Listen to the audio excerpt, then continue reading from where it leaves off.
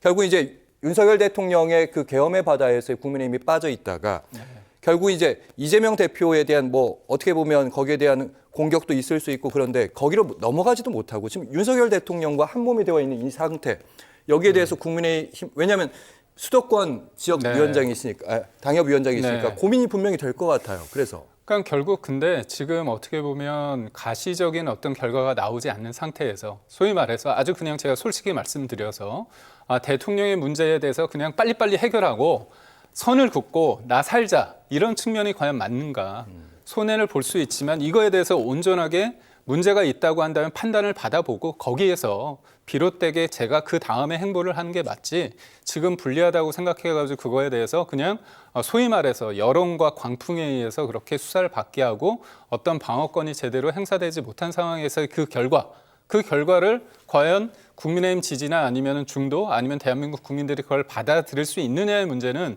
좀 별개의 문제라고 보거든요. 그렇기 때문에 저는 지금의 상황 대통령이 아직 예단은 할 수 없지만 만약에 인용이 돼서 만약에 조기 대선이 있다고 한다면 온전하게 대통령에 대한 문제보다는 이재명 대표의 현실적인 문제가 대두될 수밖에 없다고 봅니다. 현재의 문제가 해결되지 않고서 대선 이야기할 수 없어요.